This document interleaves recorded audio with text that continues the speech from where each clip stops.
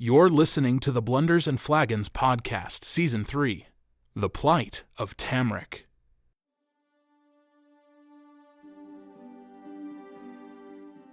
Hello, everyone. My name's William. I'm the DM of game for the Blunders and Flagons crew. Longtime fan, longtime listener, and if you happen to know one of the people, they sometimes invite you on, especially if they've gamed with you before. Like I said, my name's William, and I have DM'd for over 10 plus years now. Which means I have very little experience and don't know what I'm doing, but we'll make it up as we go. Love it. And as I said, I'm here with the Blunders and Flagons crew, and we are here to run basic D&D game. This is a 5e 2014 edition, heavily homebrewed game. The players have been working diligently to get their characters ready and running, and So diligently. yes, I need to let everyone know I do have a favorite player. Yep. I'm sorry. He does I already. I do. So wrong. Yeah, it's horrible. It's a Already. horrible thing. And I'll introduce them first. I'm going to introduce my lovely wife, Ashley Barrett. Ashley, take it away. Hurrah. Hello. Hi, Ashley. Hi. Welcome to Blunders and Flagons. Thank you. Thank you. I have known him as a DM since college when we started our relationship. So, yes, of course, I'm his favorite player. Yes, I can confirm. It has nothing to do with the fact that he's married to you. I was his favorite player before he married Oh, me. Is that no, wrong? I can't say that. No, that would have been bad. I mean, she just did, so. May or may not have been true, but We'll call it true. yeah, she does not get special treatment. However, she will get unspecial treatment because she knows how I operate things. Isn't that still special treatment? In some ways, yes. But Mhm.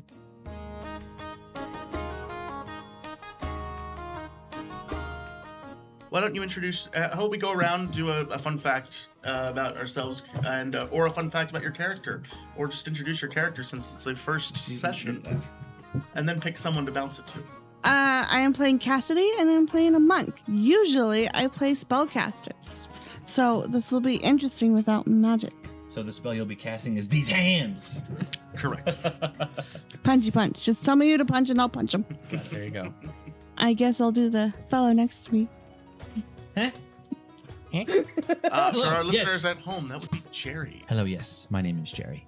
You might recognize me as Barty Took, or perhaps as the Elder Whisperer. But yes, I'm excited to be here playing a bard, A bard? What's your name? Makoni Alistar. Anyways, yes, fun fact about me. Well, I suppose you'll just have to listen and find out all of the fun facts yourself. Daniel, would you care to take the proverbial baton, as it were? Yeah, absolutely. My name's Daniel. I've enjoyed being part of this crew in the Shire podcast that we had, and it was a delight exploring the Shire as Barry, and it was Berilak, continuing on to be Boris. It was a lot of fun, and now I'm excited to play the role of Ash, who is a tiefling of pride, who was engaged and has been engaged in some dubious activities as a youth and developing into an adult.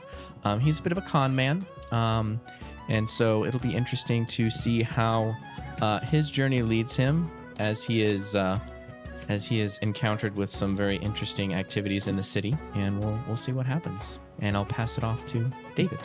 Well, hello. My name is David. I am a former dungeon master. No more. I will never do it again. No, just kidding. But yes, I was the original lore master for the Blunders and Flagons Season 1, in which everyone played hobbits. So I thought it only fitting that I would play a halfling. I play Taluk Glashna. He is a hobbit from a kind of sequestered community, and he has left his community seeking adventure. Different things. He's interested in the church in some ways. He's set upon a deity and is interested in how that all works. Maybe bringing some enlightenment to his sequestered little community. But more to be found out about Taluk. But yes, I suppose I should pass it to the ethereal, somewhat distant character who's not seated at the table with us, but he's with us in our hearts And our ears. And electronically. and our ears. Drew, please introduce yourself. Good day. Thank you. Yeah, that's me, Drew. I'm going to be playing a human paladin by the name of Sir Elric. This paladin, I was really excited to play a paladin for a change after being just like the wild card and just doing whatever. Just kind of having a more like trying to actually be the character instead of just letting how I would react to the situations in the game. Just kind of having a better like role-playing element. So that's that I'm excited for. A fun fact about this character, he is based off of someone from a TV show. I won't give it away, but if you know, that's it's just a little fun fact. That's and crazy. I might So- reveal later. Right now, put in the comments what character you think he's That's basing right. his character off of. I think that's the first time anyone's ever based a character off of a TV show. Never. True. It's never happened. Though he didn't inform me of this, so I have no clue who he's trying to Never what's his- has I have happened. a guess too, so Mine's based off of a video game. no. That I didn't know. Is that video game Zelda? Nope. Mine's based off of a book Is it character. Pokemon? We're not stealing from anything. Let's No, just, this is not appropriation. no. We're taking ideas, slapping new names on them, and calling it new. Oh. Nobody in history has ever done that. It's No legally one- distinct. Okay, we're fine. It's We're true. safe. All right. And Well- if we're not safe, contact David. Fair enough. David is everyone in this room's emergency contact for one way or another. So I'm gonna have to talk to my wife about that. We need to dissolve the LLC immediately.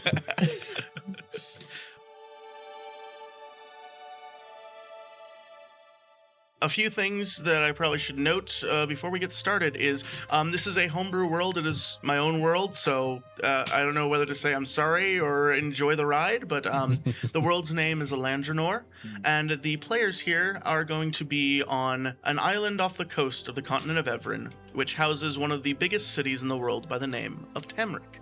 Think of it as a metropolitan medieval town. Just it has it. Well, you'll see. Well, the players will be exploring it here in a bit. But each of them were told to make a character that is in some way, form, or fashion here in this city for one reason or another, and they will figure out why in a minute or five, or at least during this session. So, any other things that I should let the players or the listeners at home know? I can't think of a single thing. Okay.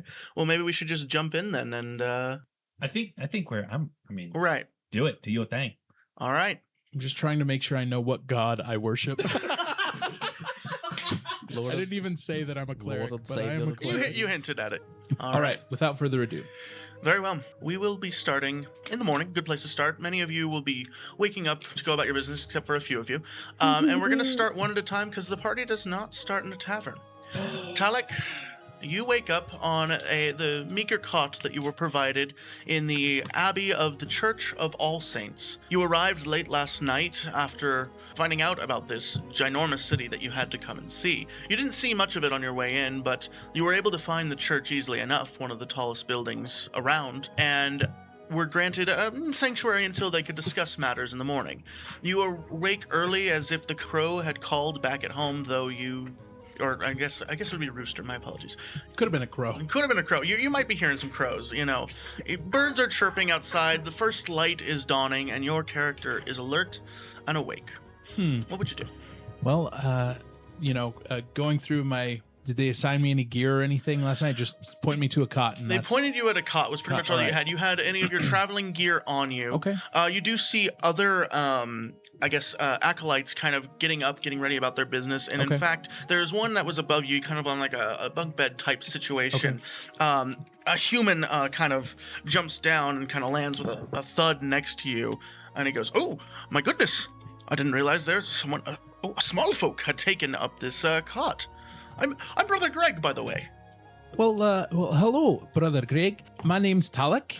Talek. Talek, I don't think I'm a brother yet.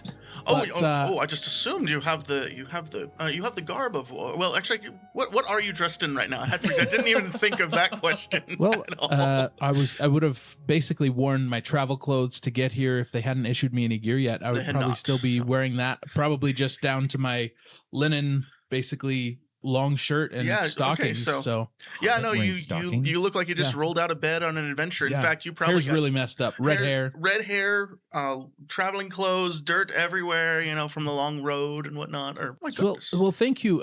Do you know? Is there someone in charge? I don't even know that I'm a proper novice yet. I but didn't even need to realize there was talk- someone sleeping underneath me all night. Well- tells you how sound a sleeper I am. Sorry for the snoring, my friend. I didn't even hear it. I was so tired from the road. Fair enough. Well, I don't know who you talked to in the morning, but normally Brother Mateus is the one who deals with. Mateus. Yes, he older gentleman, salt pepper hair, but he's the one that organizes us day to day. Why don't you come with me? We'll get you a warm meal at least in your belly. Oh, Yeah, here. thank you. So perhaps I'll see if we can find you some. So I'd probably kind of stuff most of my things just under the cot, assuming that I can come back. Yeah. Grab my overcloak and maybe my walking stick and come with. Okay. Yeah. No. So Brother Greg and you start walking out of this small, like, almost auxiliary building to the church. Basically, you walk into the main square around the cathedral, and like it has a fountain out in front of it spewing water down it's the first thing that catches the eye, and many buildings all around. Many priests have started their early morning, I guess you would call it preaches, as they're spreading different words and different gospels, many of which you have not heard before. In fact, there are priests with many different symbols that you do not recognize, though yours still hangs close to your chest and heart. Brother Mateus walks you into the main church, which you see is very much so is a medieval cathedral, spiring high into the sky with very much so Gothic architecture, stained glass windows on almost every side. It is a beauty, and it looks like it is very well maintained.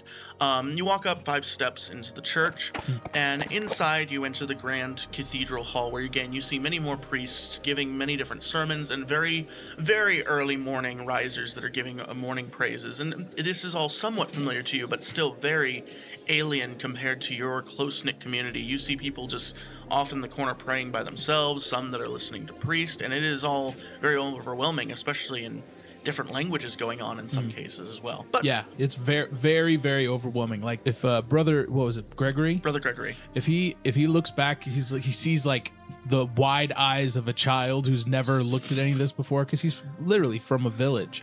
And so the biggest structure he'd ever seen was maybe 2 stories tall, because it was a pit underneath. So yeah, this is wild. yeah, Wild for him. No, it is massive compared to that. And Brother Greg does end up looking back, and he goes, "Country folk, I see. Don't worry about it. You get a little used to it. The city's not so bad, and the cathedral is a nice and safe place." Oh, this is incredible.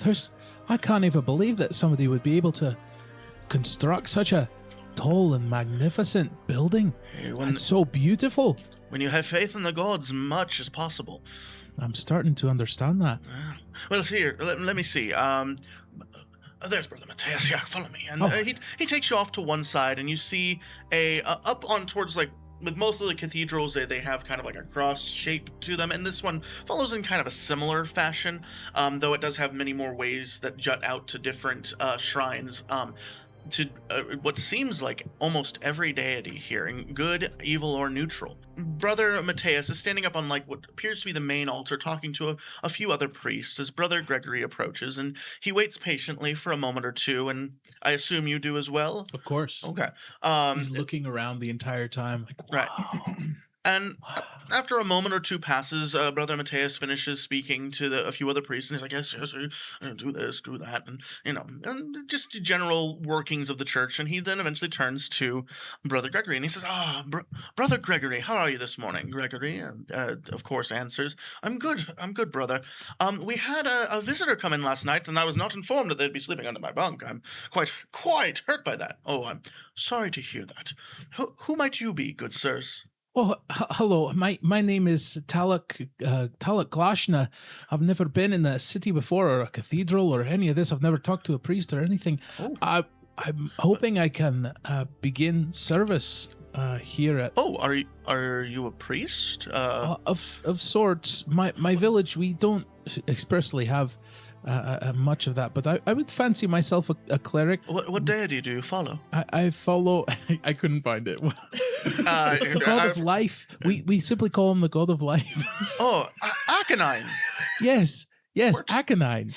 I've heard that name before. Definitely. May I see your symbol then, just Oh, to make yes. sure that we're not running off of assumptions here? Take the symbol and hold it up. I haven't removed it from my. No. I Chest, assume it's but- still hanging yeah. around your neck. Did you have a way that you wanted it to look, or did you leave that up to the DM's discretion here?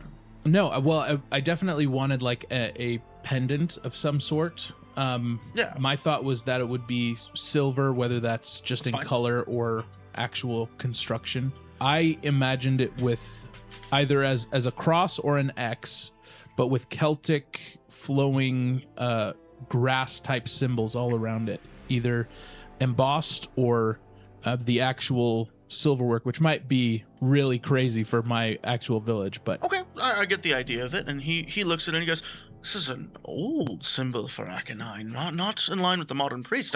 He pulls out and he's got a few pendants around his neck, you see, but like no more than 2 or 3. But one of them is that of like a very simple looking tree, and he goes, "This is Aconines that are used to perform rites of life and new births and whatnot." But yes, that is. I do remember seeing that in my text. That's.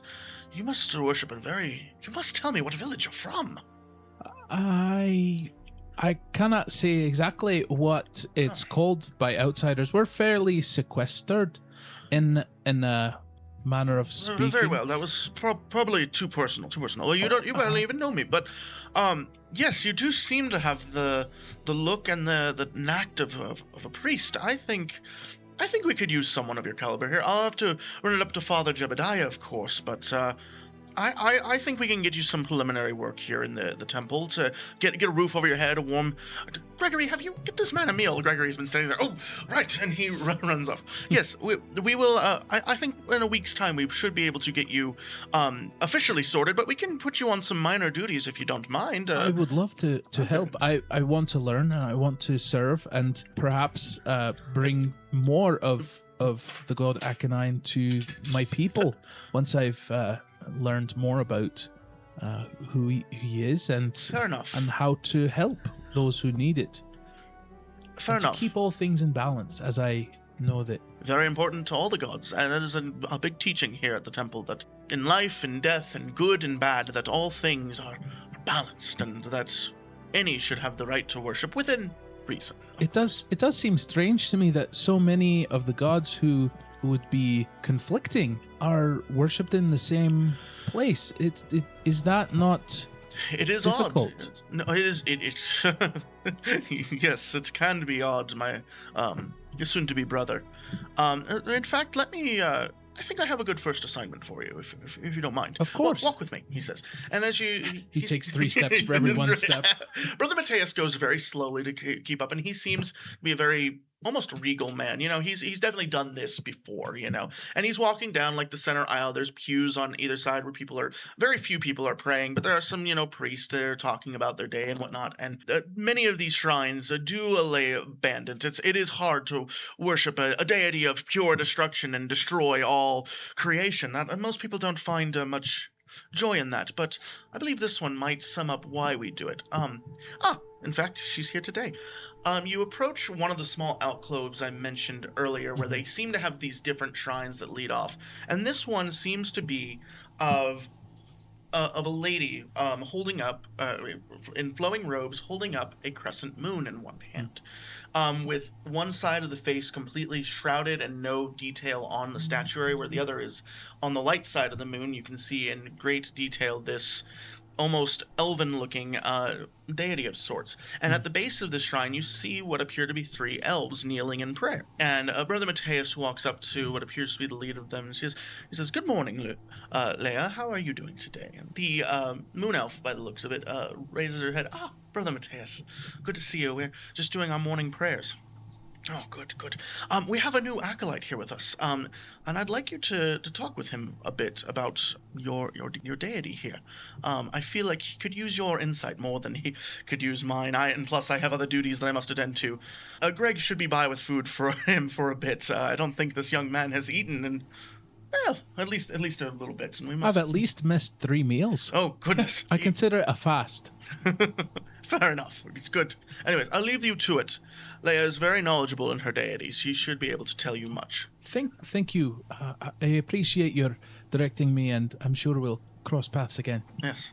I hope to see you He soon. bows low and almost hits his head on the floor. Fair enough. Very regally again walks off and goes about his business. And you are left with these 3 moon elves by the looks of them, 1 male and 2 female, and the one that he talked to as their leader appears to be a lady by the name of Leia. She turns to you, and she appears to have very long silver hair, kind of starting, not quite wrinkling the face. In fact, you haven't met many elves in your travel. You cannot tell at all how old she is. She looks like she could be very young, but the silver hair is kind of throwing you as that he was referred to as the leader, or she was.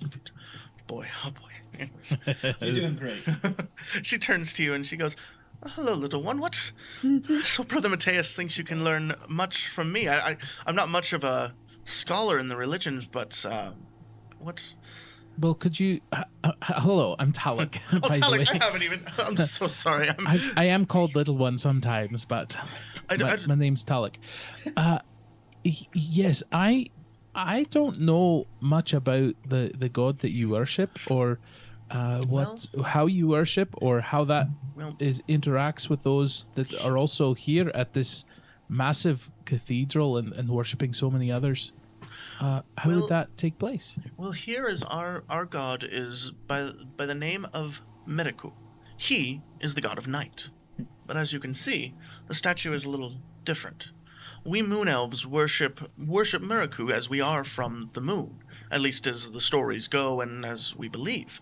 But to many religions, especially the humans who cannot see in the dark, have always viewed that the night and the moon as its greatest symbol, as a force of evil, force of darkness. And many dark deeds are done at night. But for my people, we follow the moon a little bit more closely. We watch its cycles. We watch and learn as it guides our path through life, as it, at least as the stories go, created us.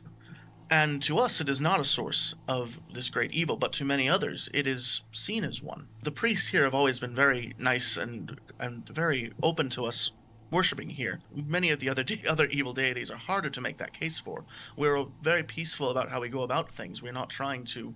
It's different for us. So you're evil. No. He's like very so confused. He's like, and let me see. Actually, let's get a roll going here. Can you make a religion check for me and see? first roll of the game, baby. All right, he's getting out his dice, everyone. You're my lucky dice. Yeah. It's See how that green works out. because of life. Oh, okay. Well, Well, add your modifiers. religion, you said? Religion, yes. 0. 5. Oh, First roll of the boy. game. All right. Although I am proficient. So that would be So plus that's 2. That's 2. Yes. 7. 7. Okay. Very well. Yeah, that's kind of how you view it. What she's saying doesn't make much sense to you. Yeah. She worships an evil god. She should be evil. But yet, you don't get that feeling from her. She does seem to be a kind and genuine soul. She's trying to tell you about it, and it's hard because this is not how you grew up. It's Just a little hobbit in a big world. a little hobbit in a big I've world. heard that before. Yeah. Yeah. So he's like, it's almost like a genuine question. He's like, so you're evil? No, but it's all right. It takes some time, and I wouldn't expect that you as one who you seem to be at least strong in your faith. You've weathered many storms to get here by the looks of you. Well, I don't understand much even about my god, and coming here, to be honest, I thought there were maybe 3 or 4 gods, but there's a what's the word? A plethora. Plethora is the word. And so it is amazing to know that there are those who serve other gods that you'd think would be enemies, but they don't fight each other. They worship in the same place. And I've got a lot to think about. the world can still be a dangerous place, and even some of my kind take the teachings too far. Anyone can take the teachings too far. But it is for the rest Not Aconine, right? You can't take his teachings too far. Well, what was one of his main tenets? So what's a verse that stands out to you? Make no, one up. there's there is life, and all things that take life cost life, and so wherever new life must be given, sometimes there is a price to pay, it's in balance. That's a fair teaching. Balance, yes. I wish I could memorize the passage. We have very few scraps of parchment. I'm hoping that I can do some studying now that I'm here and learning more. I'm sure Aconine is perfectly just, and there's no problems that he's ever created with anybody ever or ever will. I'm so excited to learn about all the good that has ever happened because of Aconine. The horror on her face of just like So thick. so I guess a little context because David knows a little bit more. The deity of, again, very homebrewed, the deities in my world work very much so like Greek gods, at least a little bit. Yeah, we'll just run with this. Definitely no evil. Definitely none. She's like, well, Aconine's not. You know what? Maybe I'm not the most qualified to talk to you about Everybody this. keeps saying that. I wonder why. It's not like I have unrealistic expectations. Well, still, how about this? You just, I just want to serve. I think. of course. Do you have any texts that perhaps you might refer? There's a library here, correct? That There's a library here in the city, and beat you to the punch. So. Sorry. No, you're all good. You knew where I was going with this. Oh. So, I think one of the other brothers might be able to take you to the libraries. We're going to finish up our studies here, but I recommend you talk to other people around here, see what they have to say. It's good to expand your worldview and talk to those that are knowledgeable and those that, like myself, don't know as much, but are firm in their beliefs. Here is a place of beliefs, and I'm glad to see yours are so strong. They Yes. serve you well. Truly they will. Oh, thank you. I don't know much, but it's nice to know that what you believe is true. Very well. Okay, this is this was a way to start. I'm gonna cut to one of the other players real quick. We're gonna actually go to Ash. You woke up early in the morning. You woke up early for a different reason, shall we say? You woke up in actually, where do you live? Let's talk a little. Let's get a little more background.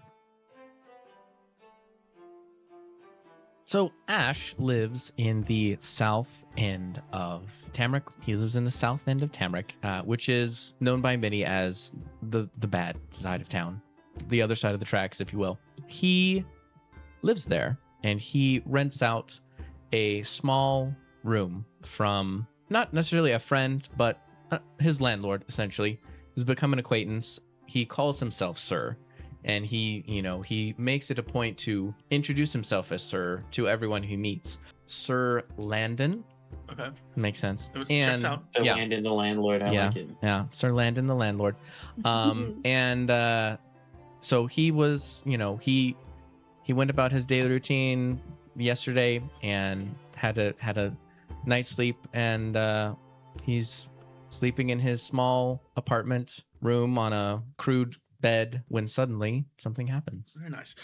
Well, you wake up to a normal morning, and actually nothing truly Okay. out of the ordinary happens. I assume that you would get ready for your work of the day, would you not? Yes, indeed. Okay. So Could you give me that role, and we'll leave it secret for our listeners right now. It would be I assume you're going to go out and do your routine, as we talked about over the phone, right? yes, Okay. he has a routine. You're proficient in using these tools, right? Yes. I would give it your choice of deception or sleight of hand, something like that, to see how well you are at making this. Okay. You know what you're doing, right? Yes. Okay, yes. cool. Okay. I'm trying to leave it vague. Vague descriptions to keep the listeners Intrigued. curious. All right. So I'll go for deception. Okay. So I rolled a 13. A 13. You feel it's not your best job that you've ever done, but it's passable. What are you trying to pass off as? So I rolled a 13. Oh. My deception bonus is 6. And you are proficient in that. And I am proficient, so it's Oh. going to be actually a 19. Okay. total.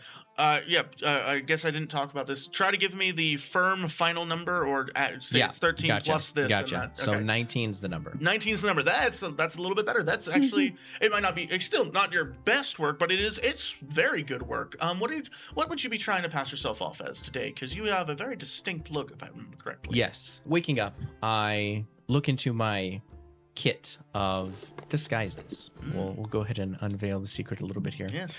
Because Ash is very much a con man and has a variety of cons he can run. And so today he checks himself out and, decides what he's going to do. Today is going to be a seller of rare and exotic books. And so he finds a scholar's suit of crushed velvet.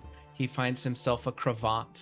He finds himself some very nice clothing, and he keeps them all very carefully in his apartment. And so he suits himself up as a very distinguished and scholarly type gentleman. He even dons a pair of spectacles as well. To complete the look, he puts on a fez hat. And so he makes his way from the south end of Tamrick into the more nice end of town. And on the way there, he stops by a pawn shop. And he picks up just a couple books that are very cheap. Okay. How much gold do you have on you? Because I only use gold in this campaign. So 15. 15. All right. The shopkeeper, who is somewhat familiar with you, knows you're a good customer. He goes, you know him as the old grump. He's the old grump that runs the pawn shop, and he goes, 2 gold for the stack of 5 over there. Oh, come now. Surely we can make a better deal than that. Persuasion. All right. Roswell. Persuasion is going to be a 20. Natural or Dirty. unnatural? Dirty 20. Dirty 20. Yeah, Unnatural. dirty 20. Oh, okay. You're bringing them back afterwards, other than the ones you sell? Yes, absolutely. All right.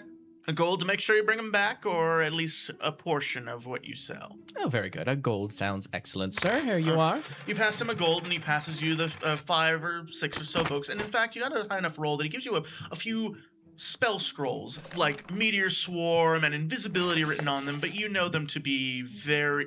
If any magic is on them, because they must ring as magical, is probably a cantrip of some kind, so... In fact, we'll say the cantrips just are fire bolts on the meteor scroll, and what was the other spell I said? Invisibility. Invisibility. Let's just say it's Disguise self or something? yeah, something simple. That one's a first level, but yeah, Okay. disguise self would work. It'll make it look a little bit more magical. So, anyways, he gives you those to work with, and the rest are just mostly trash books. But they have very nice covers on them Sure. that make them look Yeah. more scholarly. And Ash would definitely make sure to pick out books that look old. Oh and yeah, maybe of have course. some kind of embossing on them. And he has a little carpet bag, and he opens up the carpet bag and puts in the books. And so he Just saw Mary Poppins. Sorry. Anyways, sorry, that's my bad. And the old grumpy goes, if Fagin comes looking for you, where should I tell him you'll be today? The library side of town, I assume? Oh, absolutely. Those folks, I can probably make a good few, maybe even 10 gold off of this. All right. I think Fagin said something about looking for you, so he might come by, but you won't know it's him, of course, Well, yes, of course. Anyways, good luck to you. All right. You leave the pawn shop, of which will be determined to be named later. You have a nice... It's actually a very sizable walk to the nice part of town. Like, the city is massive. You're walking through the kind of the low-end side of town, and you look like you don't belong there, though. However... many of the tieflings and humans that call this part of town home kind of look at you and they know, at least around the pawn shop, know your shtick. And so they kind of keep a wide berth, or some of them wave at you and go, hey, but it's pretty much, rundown buildings, small one-room houses, some larger that house larger families that all commune together. And you keep a wide berth of one of them. One of them is a tiefling home, one of the largest, actually. It's a 2-story building, and you know it to be, they call it Tanner's home, basically. A tiefling by the name of Tanner runs it, and he is what you would consider a community leader. He's one that's trying to put the best face forward of the tieflings here in town. they have a reputation of being somewhat dishonest and, ill-mannered members of society. You don't know where they would get that from whatsoever. No one, Not at all. no tiefling would ever do such a thing. But you know that Tanner tries to keep, especially younger tieflings. I actually never talked about how old your tiefling is. Yeah, he's young adult. Young adult. So Tanner has always kind of looked after you and been like, "Hey, stop doing this sort of thing," which kind of rubs you the wrong way at times. So you keep a wide berth of that. But outside of that, you make it to outside of the library, probably mid-morning. It takes a while to walk across Tamrick. In fact, Daniel, if you could give me a performance check to see how well you are at convincing passerbys that you are who you say you are and that your wares are worth buying. You said performance? Performance, yes. Okay, we've got a 22. Wow. Okay.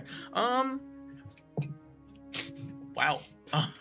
Okay. A few things you notice as you're going through your day. When the first couple of people kind of look at you and are like, "I don't like it." That you kind of have the vibe of the guys outside of the Eiffel Tower selling stuff. You're just like, do we trust that guy? Should we go inside? So many scholars and people who know what's up kind of head inside. The one thing of note is you do see a priest and a halfling kind of scurry along inside into a library very quickly. Don't even look at your wares. Okay. But one such individual does come up, and it appears to be a scholar. He's got a book, and he's walking up. And he's got wonder in his eyes. He's a somewhat older human, and he looks down and he goes, "Are you one of the scholars who works in this magnificent building?" Oh, well, as a matter of fact, I am. "You are? My goodness. I have dreamed of coming to this library." Now, I should note, this library is like, I mentioned that the church was one of the tallest buildings. This is, outside of possibly the castle, the tallest building in the town.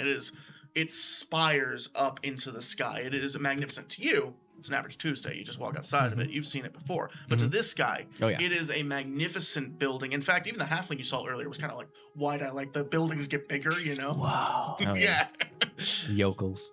Daniel, you just see wonder and wide-eyed, like complete belief in this guy's eyes, and he goes, I have dreamed of owning a book from this library since I was a young boy." Well, my good man, I wish I could help you, but I am on my way to the restricted section of the library. I have a very special delivery. Unfortunately, I'm sure these books are far too expensive for someone like yourself. With advantage, roll a persuasion since I rolled a 1 with him the first time. He will get a reroll here too with his insight to see. That was almost a 20. Actually, I did say deception, right? Yeah, You said deception? Persuasion, I thought. I think first was persuasion, but Deception. This is clearly a lie. it's the same. It's the same Okay. one. So 20 for the first roll. Oh god. Oh goodness. And second roll is 17. So 20 is the highest. 20. You're restricted books. I didn't know you sell restricted books. Well, ordinarily, no. Come a little closer. Let's come over here. And so Ash will try to direct him off to the side to prevent anyone else from interfering with his con as it unfolds. Well, I will see if there's anyone else around. Okay. You move off into a darker alleyway. No passerbys seem to note. It's still fairly early that most people are either not paying attention to you or just knew your shtick and stayed away from you. Mhm. But the only thing of note is you walk down this alleyway and you see what appears to be a dog at the other end of it. Okay. It's not a dead alleyway, like it does cut out into another street. Mhm. You see this dog look at you, and for a second you swear that you see like a frown across its face, and then it ducks away. Okay. Interesting. Outside of that, nothing of interest happens. This man is like, "Yes, I would love a restricted book from this library. What are you selling?" And I assure you, I can afford it. All right. So Ash will show very carefully, showing off one book at a time, and then very last but not least, the spell scrolls. You can see he's a somewhat perceptive man when it comes, like, this is someone who knows his stuff, and he's looking at him and he's a little skeptical. Okay. You can see that crossing his eyes. Okay. And he's like, "Restricted, you say? I find that somewhat hard to believe." You're trying to make sure he doesn't like go through and like look at all the books, but you've allowed him to open up the cover, do what you would normally do Yeah. to. Trying to keep it, obviously part of the con is somebody who knows their stuff is going to recognize it's a fake if they open it up. So just kind of treating it very carefully and just flashing it, putting it back, like so. The second book you showed me, the one with the green cover and the goldish binding, how much are you selling that one for? Ah, yes, The Mysteries of the Verdant Kingdoms. I believe, well, all of these books are priceless, of course, but I suppose I could be parted with it for 10 gold. 10 gold. May I see it again? Well, I wouldn't want to damage the merchandise. I mean, you did see it already. Roll deception for me. Okay. Just to see. So that will be a 19. Very well, makes sense. I suppose I could. And you say it's from the restricted section? Well, it's headed to the restricted section. This is a transfer, a library transfer. And you said it was written in Orcish. Absolutely, yes. I can't pass up on a deal like that. Do you read Orcish? No, I don't. Oh, that's great. Yeah. I mean, translators are quite common around these parts. Yes, I assume I can find a scholar in there to translate it for me. I'm certain. Yeah, very well, very well. 10 gold seems but a paltry sum to have such a piece of history. He gives you 10 gold for the second book. Very good. Profit. Stonks. And he goes away with his illustrious copy written in Orcish of the Verdant Fields, and I forget the name of the book, but doesn't really matter because that's not what you sold him, I'm pretty certain. If he could read Orcish, it would open, "They call me Ishmael." That's just Moby Dick. All right. As soon as he walks away, you do hear, just kind of from the shadows, well done, well done. That's a fine score. I'm sure the guild will like that. How you doing, man? Oh, well, if it isn't Fagin. Yes, this is indeed Fagin, a fellow tiefling friend of yours, red-skinned, purple-eyed, the works, and he looks grungy, to say the least. He's starting to get a little pepper on the face, and he's, a little grimy looking, and you know him to be a thief. Mm-hmm. Not particularly a good thief, but a thief all the same. And he goes, I'm sure the guild won't mind their cut of that, but revel in the victory. I might need your help if you're up for a little bit of a challenge. What's in it for me? Gold, of course. If you like that sort of thing. I am quite fond, and he's rubbing 2 of the gold pieces that he was given. I know you are. You in? Tell me more. I need you to interrupt. We'll just say a caravan that'll be dropping by. It's a 2 or 3 man job, but I've got some buddies. But we could really use your face. I suppose I could be persuaded. Good. If the price is right. If the job goes well, we'll make a bit more than 10 gold, I'll tell you that much. After guild fees, of course. Always there's Of guild course. fees. But The guild must be paid. must be paid. Very well. Come with me. And we're going to drop you there for a little bit. Fagin will tell you more about the heist, so to speak, as we move along. I'm going to move to our next character, and I'm actually going to move to our ethereal Sir Elric. It's been 3 months. 3 months of hard travel. You come from the far western lands where the world is in constant war and turmoil. You hail from the Order of Storm Knights, from the illustrious Order of the Balanced Elk, I believe it was? Yes, this is correct. And your subsection of the Order has known that to gain their quest, have what the other knights call visions.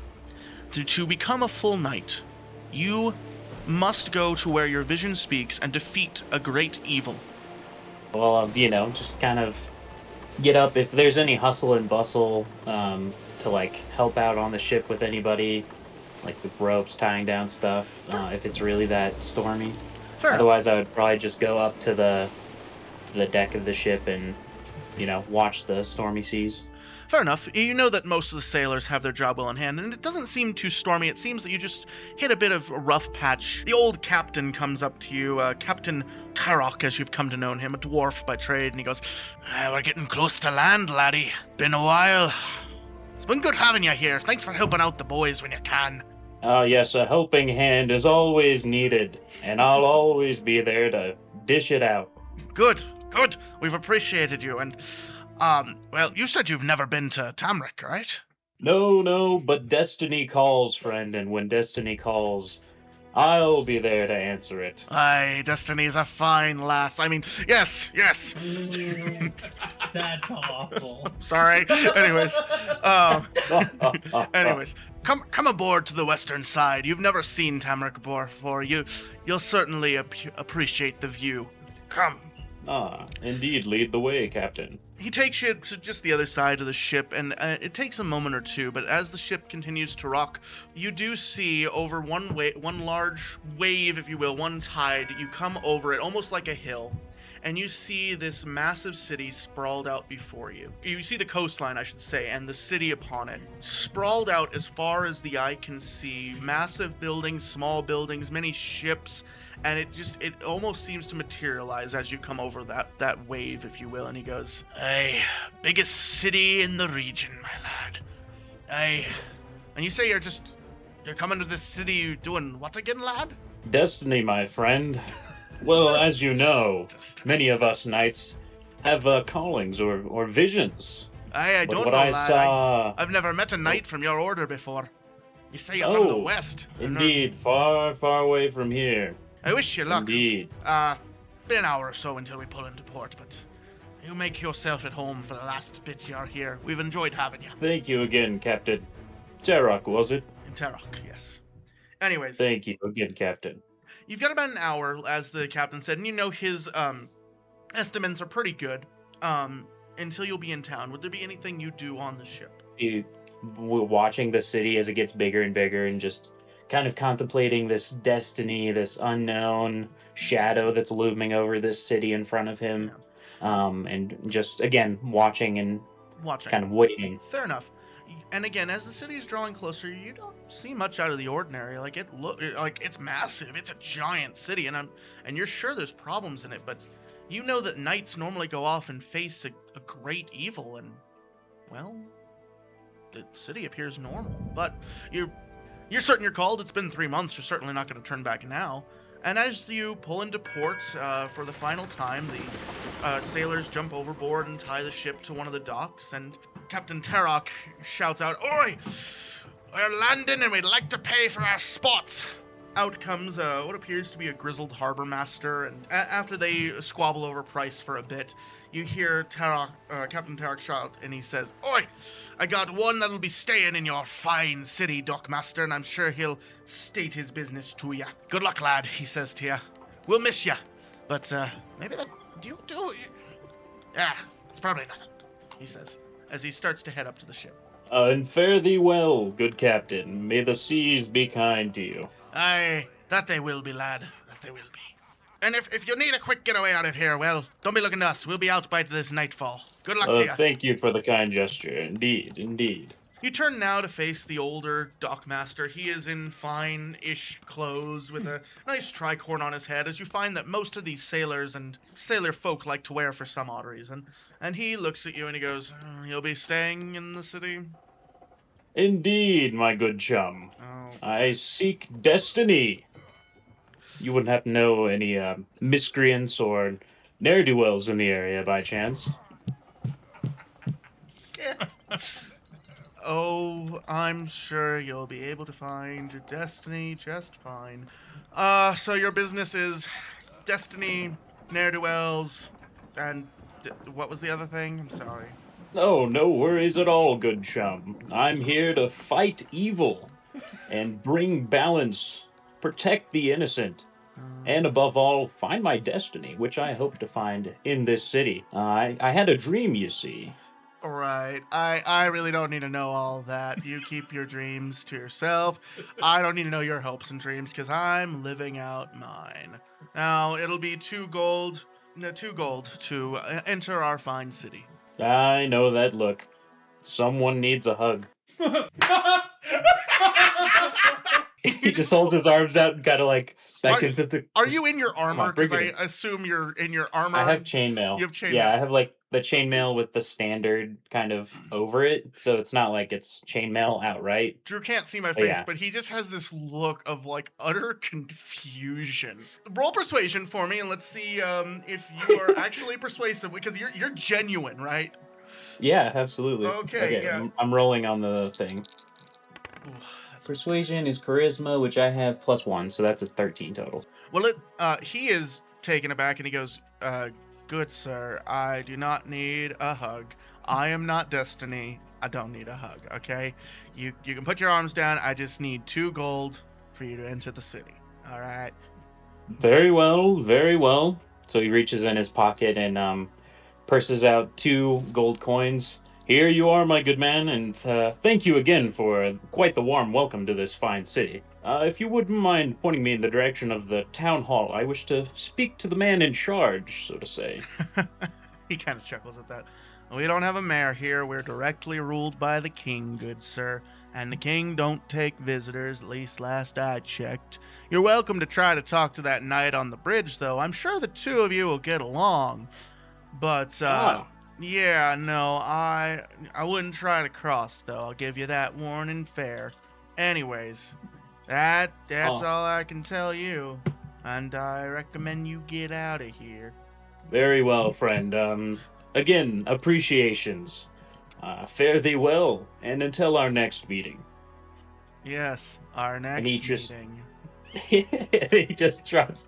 trots off to the direction of which he pointed, saying that the knight was in that direction, so he's going to go speak to this hopefully familiar-esque figure. All right. So you start heading towards the center of town because he kind of points you in the direction, and the castle is directly in the center. It's gonna take you a while, much like it took our resident con man to walk almost. Well, it was almost 2 hours to get to where he went. It is the city sprawls out for a very large distance, and you actually end up walking through the main market district where there's a big hustle, big bustle. No evil or ne'er-do-wells. In fact, it looks very well guarded, and everyone is on their best behavior around here. But I mean, it is still very busy as people are selling, their various wares and whatnot. But after about 2 hours, if you stay the course and don't get sidetracked by the many stalls or many tieflings selling random tomes for some reason. Actually, you do not pass through that part of the city. That's just a joke. But you do make it to what you've seen many castles before, and you make it to the one that the Dockmaster referred to as the White Castle. Castle Anderville, and yes, I know those jokes are going to happen, so get them all out of your system, David. I'm hungry. Okay. Anyways, but it is called that because it is a castle made of what appears to be pure white stone of some type. There's a moat all the way around it, and as the harbor master mentioned, there is but one bridge in. And on that bridge stands a knight, or what you can only assume is a knight, as you've seen them before. He is standing in full plate with a sword held cross grip into the dirt, or I guess bridge in this case, and a full plate helmet on his head with a purple plume. Many people are giving the castle wide berth, and in fact, it does open up a little bit. This street is much wider here than many of the others. Many passerbys kind of tend to stay towards the far side and just give the castle wide berth. What do you do? So I would walk up, kind of taking a moment to take it all in, but Sir Elric is not necessarily the most observant. He's not necessarily the smartest at all, so he wouldn't really take this wide berth into consideration much. Fair enough. Other than just kind of maybe doing a double take, looking around, taking it all in, and then beelining straight for the bridge. Okay, well, I'll stop you there. You start yeah. walking towards the edge of the bridge. The knight is not quite halfway down, but I'd say like a fourth of the way down the bridge, on the side closest to the town. And as you're about to step on the bridge, you see him take his sword, and he bangs it very loudly and puts it in the upright ready position. He says, "Halt, none pass." None Good night. shall pass. Yes, exactly. Good sir. Might I introduce myself? You may I'm not. Sir None pass the bridge. Pardon Be me. on your way.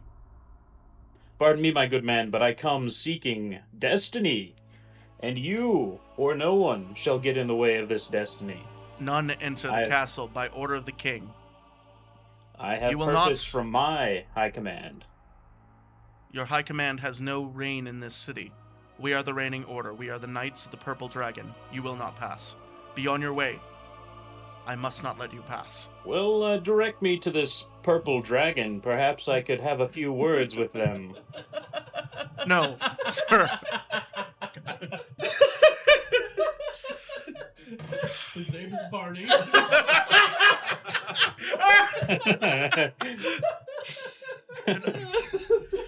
No, sir, you misunderstand. There is no purple dragon. We are simply the Knights of the Purple Dragon. Surely you have heard of us. Also known as Barney and Friends.